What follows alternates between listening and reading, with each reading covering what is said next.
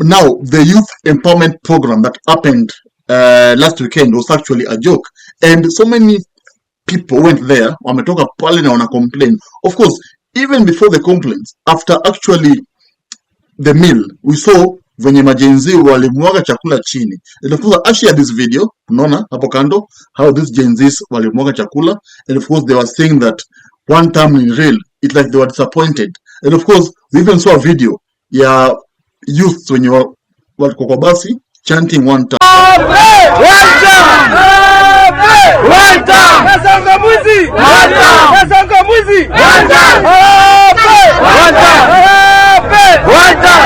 Of course, it showed that they were discontent. Now, you see, the president did this for PR, and of course, I did this video, a video here talking about this issue that Ruto alifanya kitu for PR because it was just a way of trying to convince the world that it's rating well with the youths, because tumeona mapikipiki pale, tukaona mapesa nini kila kitu, but it came to light that these people were not given all this. For example, there's this guy who complained today. I want to go through what he said.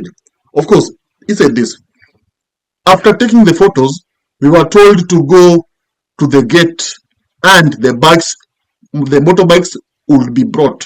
But once outside, the GSU officers stationed there ordered us to go home. I don't know if that's true, but if this is true, I think Ruto anafaa pay trophy ya uongo. And these guys were called there. What the president addressed them. In fact, Ruto alisema hivi. Yes, he told them that you guys mmekuja hapa na wapanga, nitawapanga, mtatoka hapa mtasmile. In fact, I even saw a youth there praying in Sheng. Tuliona akiomba kisheng. And of course, kulikuwa na furaha. In fact, this youth even asked that apewe pikipiki. But what they received, ugali nyama. Nyama ilipikwa. Wakapewa nyama na ugali, then na soda. After that wakaambiwa, chukueni endeni kwa gate pale, hizi mapikipiki zinawafuata. Just endeni kwa gate kwanza. Kwa gate kumbe kuna ma-GSU wanawangojea. Majamaa kwa gate wakaambia, okay, now you go. So mmekula home. No fare, home. You see, what making me laugh is like I went through a video ya Ruto akisema kwamba M-Pesa inatumwa kwa simu zenu. In fact, when he was talking, he even told them, simanda ku receive, simanda ku M-Pesa. I think our president amevuka mpaka. I don't know whether it's politics, but I think some things are not fair, because you see, there's no need of calling people from their homes, okay, settles, giving them hopes, then kumbe later on, you just want to use them, as a PR show to show the world that you are letting well the youths. So I don't know whether that thing is true, but I believe it's true, because the miskena nyingi sana. Some even said that they are not. In fact, even so emotional now, complaining that they are not given anything in status. So people complained it was just for show. It was trying to tell you youth that Genz that must demonstrate at imekuja status. I can call you, atuongee. But now kumbe hizo mapikipiki zilipeana, I believe zilipeana kulingana na majuana.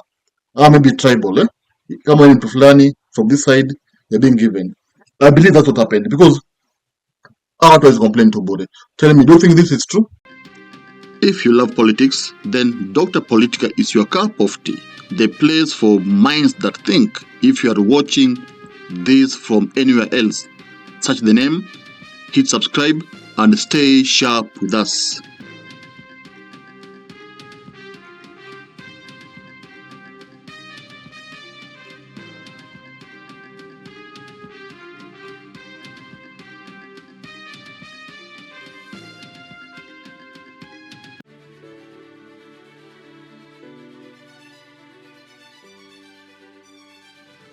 Thank you for making Dr. Politica your home for fearless political truth.